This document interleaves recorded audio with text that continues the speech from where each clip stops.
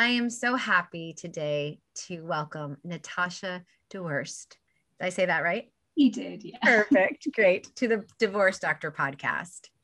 After surviving a traumatic childhood, Natasha lived with post-traumatic stress disorder. And after repeating relationship patterns during her marriage, she developed chronic fatigue and found herself in a wheelchair. Driven by her love of her young children, Natasha divorced her husband, healed herself from chronic fatigue, and is now on a mission to support women who live in a constant state of survival and burnout due to faulty childhood beliefs and dysfunctional relationships. Natasha, I am so happy to have you. You are exactly in the right place. You're the exact right person we need to talk to.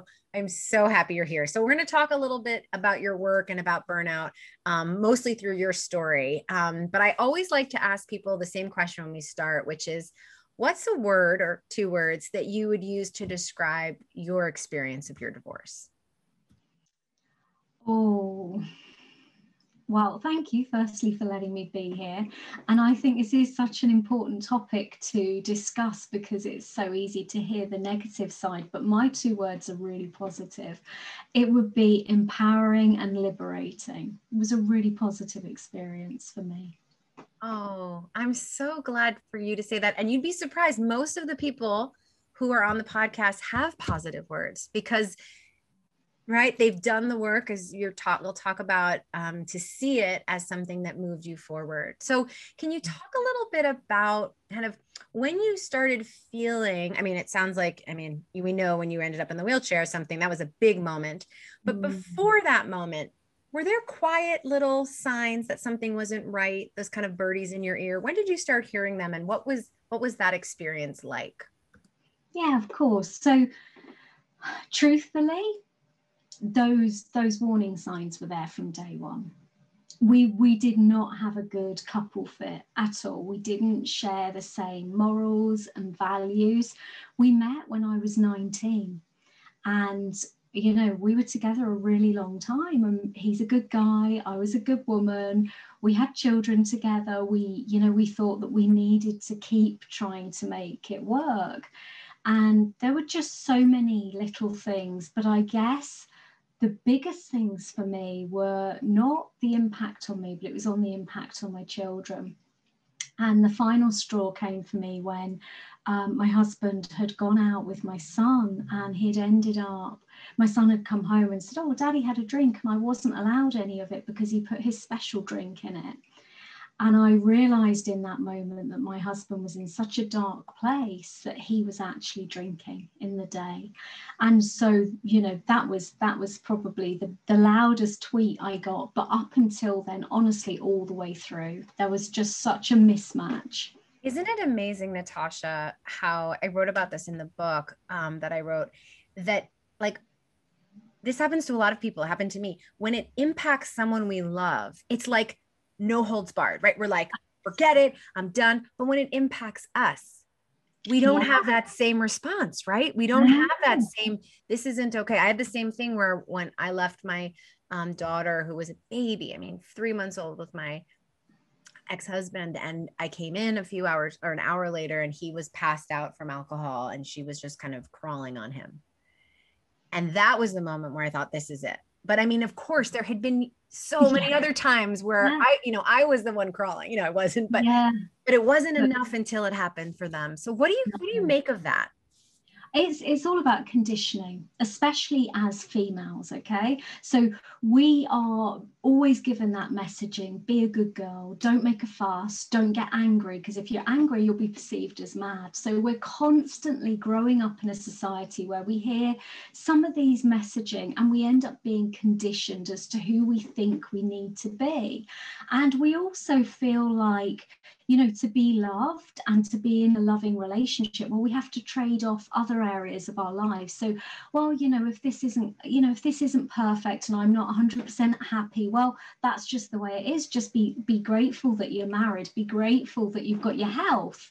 Life could be awful. So I think we get conditioned into this role of acceptance, and we know that it's not right, and we know that we're not happy, but we daren't step outside of that box that we've made for ourselves, but also has been shaped by all of the life experiences that we've had.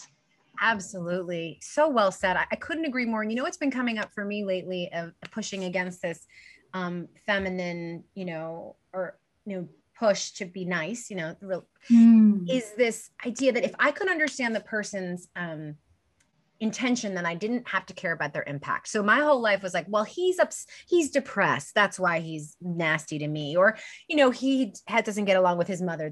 And I just recently, full disclosure, had this moment with my daughter where we were talking about something. And I said, wait a minute, doesn't matter. Like that doesn't matter. Like the impact matters. Like I don't give a shit if we understand why. And as a therapist, this happens to me all the time. I understand why, but I'm not tolerating it. And I think that we're not taught that as women, right? No, we're not. And also, we take responsibility for the other person, which, why do we do that? We take self-responsibility, but then we also take responsibility for them. And, I see that time and time again in myself and in my clients. We're people pleasers.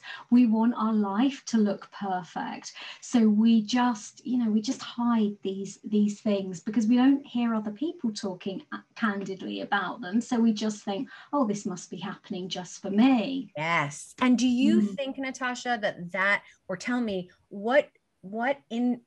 how did that hiding your feelings from, really from early on about it not being a good match, how did pushing those feelings down, how did they end up impacting you, and how did they finally explode? Yeah. Oh, massive, absolutely massive. I mean, for a start, I think every time we kind of deny our feelings and our needs, because either we've never been taught how to express those, or we haven't had somebody listening to us and hearing us, or we're in a relationship where those needs are just, not acknowledged. We slowly, step by step, we disconnect from our bodies. We disconnect from our essence of who we are. So we don't listen to ourselves. We break our self-trust. We really, let ourselves down by pushing ourselves to the bottom of the pile and putting this other person first, or everybody else first. In my case, I was such a people pleaser to be loved. And so, for me, that impact couldn't have been any bigger. I ended up in a wheelchair. I denied and denied and denied my own needs. I repressed my feelings. I had all this inner anger. And of course, I was brought up a good Catholic girl. I wasn't allowed to be angry. I just had to get, I don't know about you, but I grew up with a lot of sayings like, well, you made your bed, you've got to lie in it. And all these really random, opinions that just aren't true, but we absorb and we think that they are how life is. So for me, the impact was my physical health, and I literally stopped. Wow. And how can you tell us a little bit about the moment? So you were still married when you were in the wheelchair? Okay. Yeah. So can you tell us about the moment when you made the brilliant and brave and hard and a connection that many people don't ever make between the pain and the chronic fatigue and the wheelchair and your emotions? Like, how did that happen? How did you figure that out, and the relationship? Yeah, and I wish I could say it was like just a moment that was really easy and I went, this is what it is. That would have been wonderful, right? But no, it was a long, hard process, really looking inward. And it started with, just little things about being really ill and not having the loving support of my husband. And he's a good guy. This isn't about bashing him. He did his best with his skills and his ability. But he didn't understand, and he thought, well, if I just push her and I just go off for the weekend and leave her with the kids, she'll have to pull through, right? She'll have to get on with it. So there was this real, toxic environment where I wasn't getting my needs met, and I was so ill, and I just couldn't communicate with him. And my consultant tried to talk to him, and there was no understanding. And I remember just lying in bed, desperate to be outside playing with my children, and I couldn't. I was that ill at the beginning, and thinking, if I can't connect to the one person who's supposed to have my back and love me and support me, if we can't sort this out, I'm never going to get better. I'm going to stay stuck. And the thought of that terrified me because I have two beautiful children. And so it was at that point that I made the decision that I knew the relationship was not helping, and I needed space in my home to feel, to rest and to be, safe. I needed time to think about all of this. And it was at that point I made that decision. But then I also started looking into, well, okay, what people with chronic fatigue or illnesses, where does that come from? What are the things that lead us? And that just led me down this, decade-long path of learning and discovery and training. And I call it, it's a bit of a catchphrase, but it's true, I call it a dark gift, because for me, it just opened up a whole new world that I wasn't aware of. And I was able to really study that body-mind connection and really understand why I had been, I guess, susceptible to ending up in this place. Thank you for sharing that. What I'm so struck by, and I want our audience to hear this, that when I hear your story, I think about that part of you that knew this wasn't okay, laying in that bed, that voice, right? That you've had all along. But it sounds to me like your ex-husband did the best he could, but he was very similar to your family as far as the messages of pull yourself up. Why don't you just get over this, right? And so you were swimming in this world that was what you were familiar with, right? The devil we know is better than the devil we don't. But that moment of, oh, my love, you deserve better than this. Like, it just comes to you. And I just want people to know that, to listen for it, because it will come, and to know that it's your real inner truth. And you listened, you really listened to it. I really listened. And honestly, it wasn't that I deserved better. It was my children deserved better. That was the first step. It became I deserve better. Yeah. But the first step was the children, because I loved them so deeply. That's so great. And I love that, because you enter into this self-freedom or self-actualization, however you can get in whatever door. If it's your kids who bring you in, if it's your job, if it's the person's affair, whatever it is that brings you into that world of really starting to work on yourself, take that road. And so you mentioned that you did some reading. Were there any specific kinds of psychological treatments that you did? What did you do to help with? Because I know a lot of the people who are listening struggle with fibromyalgia, chronic fatigue, lots of medical issues.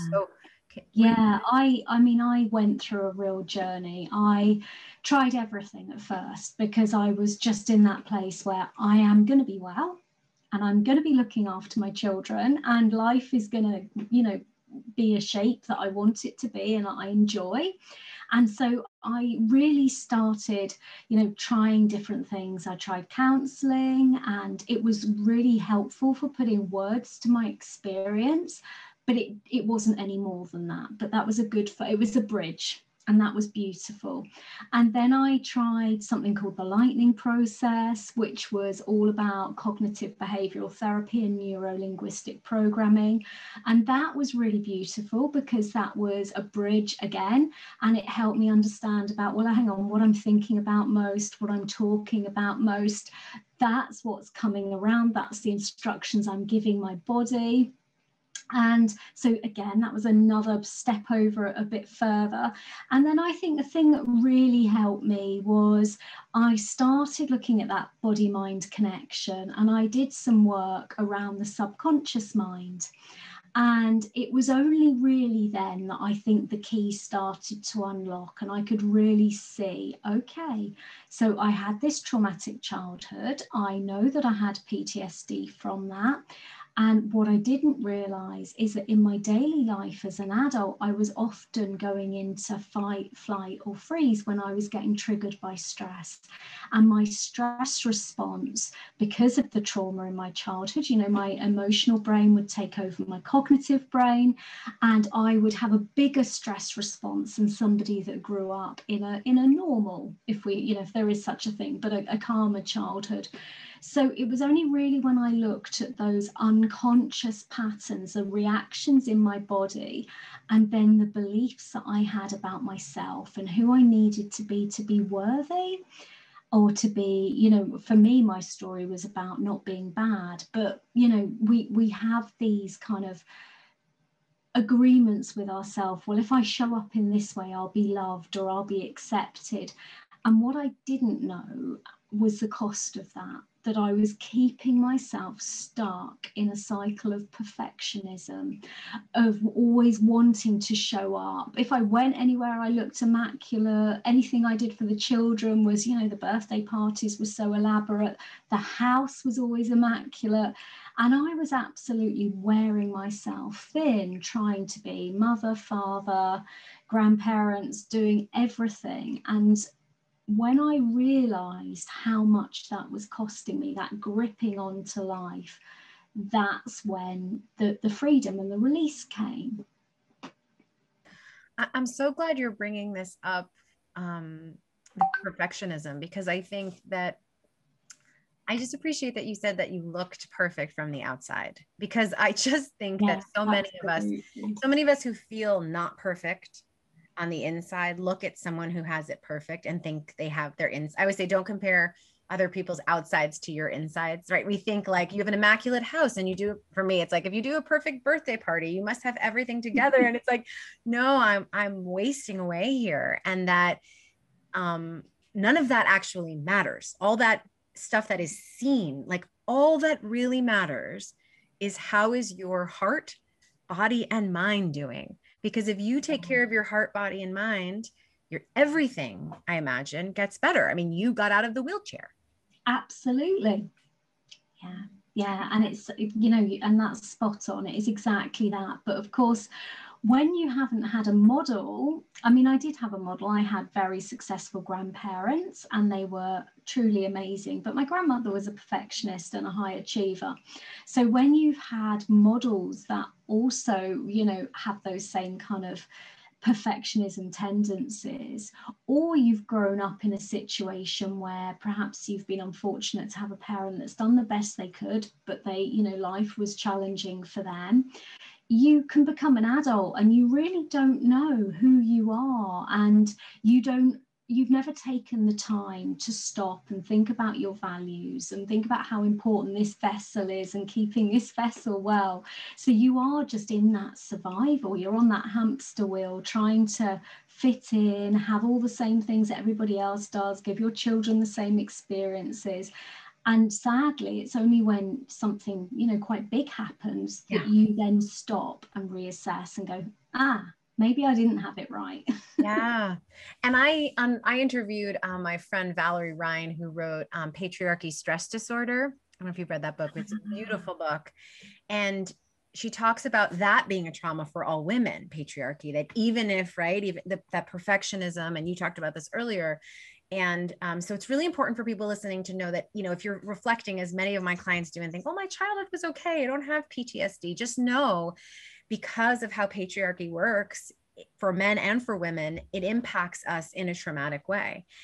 And if you're listening and thinking, I also have something traumatic that happened in my childhood, you know, as Natasha's sharing, it's essential to work on that. You know, it's just because you're out of a situation, and so many of our dear friend Janine Worth, who is on the podcast, you know, talk about these things that have happened and the importance of processing it so you can move forward. Like, unless you move through it and process it, it keeps coming out sideways, right? Absolutely. And there's a saying that is so true, and trauma is visible in breakdowns. You know, that's when it becomes visible. That's when you realize, hang on a minute, I'm not coping as well with this as other people are. Or, you know, how comes that's just completely sidelined me and it's had such a big impact on me? And it's because anything that's unhealed within us, and as you know, trauma doesn't need to be a huge event, but obviously sometimes it is. Trauma can also be regularly being shamed by a sibling or shouted at by a parent or a teacher. And so we we create these beliefs about ourselves that we're not good enough, or we're a bad person. And then when we go through life, they're getting reinforced and imprinted into our mind. But when we go through a breakdown, when we have a loss of a job, a divorce, that's when all of that comes out and is really present for us. So cleaning up those areas, taking responsibility and saying, right, okay, I know that there was this thing and I haven't really looked at it, and I keep stuffing it down. And when I get triggered, I'm really snipey with everybody around me. So I know there's something there. Cleaning those things up really helps our resilience for future challenges. You're absolutely right. And Natasha, I'm just wondering if you could share, like, what was the hardest part for you with the divorce? The part that kind of had you on your hands and knees. Yeah, I think at the end of the day, I'd known my husband since I was 19, and I loved him dearly, and he loved me dearly to the best of his abilities. And, really being the one that had to say, no, enough is enough. This isn't working for him. It's not working for me. And we need to draw a line under it with 2 young children. That was heartbreaking, absolutely heartbreaking. You've got 2 children that love their parents, and to go from, living with both of them to living with one, and then having to go between houses, at first that was really challenging and heartbreaking. Interestingly, the children got a lot from that, and it's been, they're very successful, happy people, and I think it was a much healthier environment. But being the one that made that call, being the grown-up, that was hard, really heartbreaking. I think that you're so not alone in that, right? And I'm glad you're bringing up that they're okay. I think it is really hard to shift things. You can shift things for yourself, but the fact that your moves are going to impact your children is really painful. And also, it's important to remember that if you didn't shift things, they would have had a mother in a wheelchair. They would have had a mother in a wheelchair. They would have had an unhappy father. They would have had an unhappy mother. That we know that the anger sleeps out in all these different ways. It darts here and there when you don't address it. And, who knows how their childhoods would have been. So, it was definitely the right decision for everybody. Definitely. Yeah. So I love to ask people, if you could imagine yourself now, your adult self, going back to you, maybe laying there in that bed or when you were in the wheelchair, what message would yourself now give to yourself back then? Oh, I think it would have been just that soft mothering I was missing at the time, and telling myself something like, my darling, you are exactly where you need to be, and you're doing the right thing, and your life will change so amazingly. And just, I think the energy it took to make that decision, it would have been lovely to reassure my younger self, just make the decision, just be brave, leap. You'll grow your wings on the way down. It will work out. That's what I'd go back and tell her. Oh, I love that. I have chills because I'm thinking about something that I've been struggling with, and I'm thinking, oh, right, what if I was compassionate? Like, I just wonder if everyone took a moment and just thought about whatever you're struggling with now, wherever you are in the process, what would the compassionate response be to yourself? Exactly. Right? And that's a bit that's often missing for us. We're very harsh and critical, and we expect so much of ourselves, and we'd never treat our friends or our children or our sisters like that. Right. So that, self-compassion is massive. It's a big piece of coming home to yourself, rebuilding that broken self-trust. Yeah. And I think for those of us haven't had, because of their mother's own stuff, like their own, that love, you haven't had that mirrored. Yeah. It can be hard, right, to remember, but we need to, and I love this idea of what would you say to your kid? Right? What would you say to your kid if they said what you were saying? Such a beautiful, important message. And so can you share a little bit about Do you think that you had hit burnout when you were in the wheelchair? Like, how do you understand burnout in your world? I just want to share that with people before we finish up. Of course, yes. So for me, I had definitely had a huge kind of breakdown, and I think I'd even gone past burnout. I had a really high-profile career. I was working really hard. I was raising these beautiful children. I was running a home. I was trying to support my husband.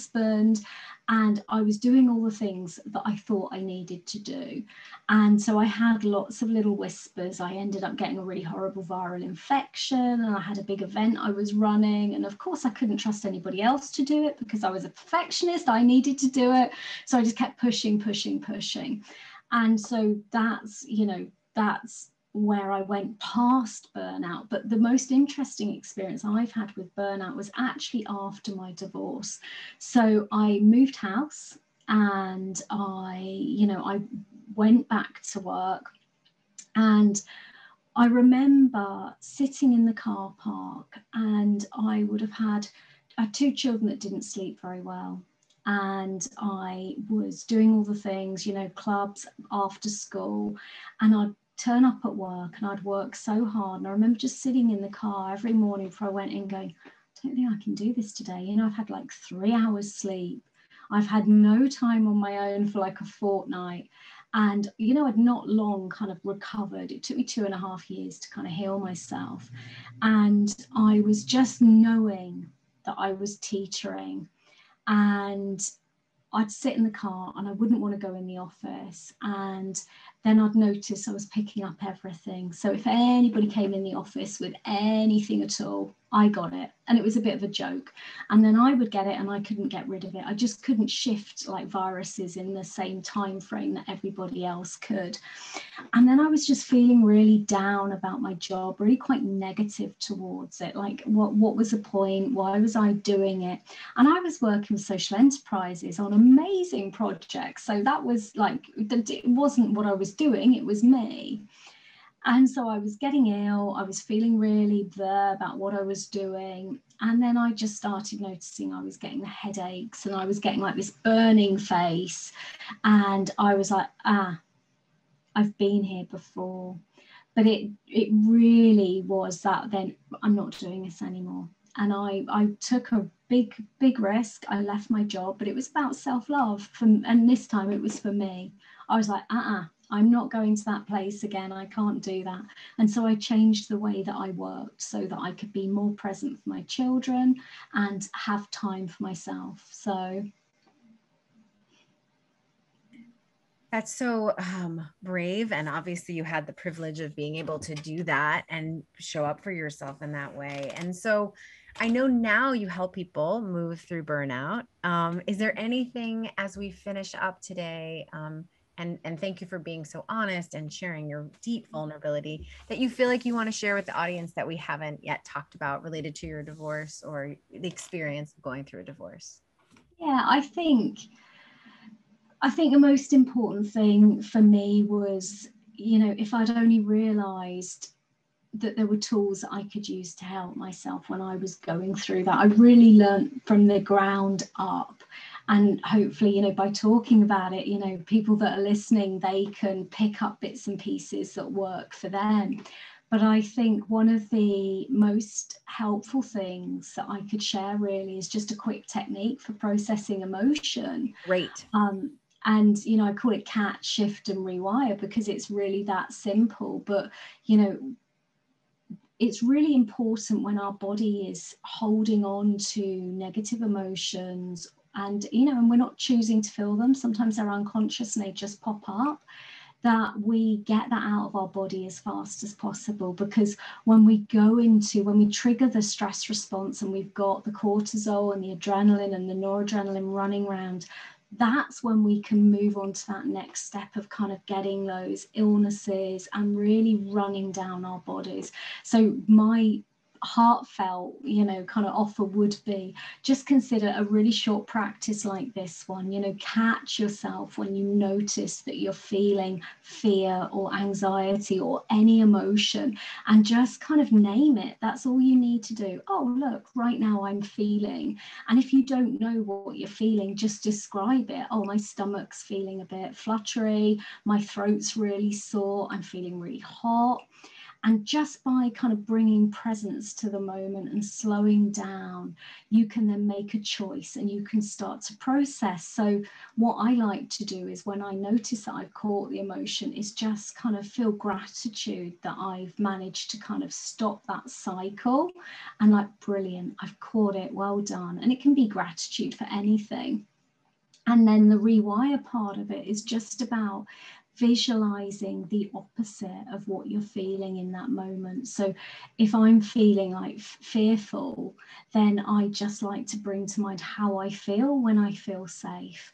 And the mind just doesn't know the difference, right, between reality and imagination. So before I know it, all of a sudden my body's relaxing, I'm noticing that my breathing is slowing, my heartbeat's slowing, and I'm feeling really safe and calm. And that is just such a small thing, but it takes a bit of practice to get going.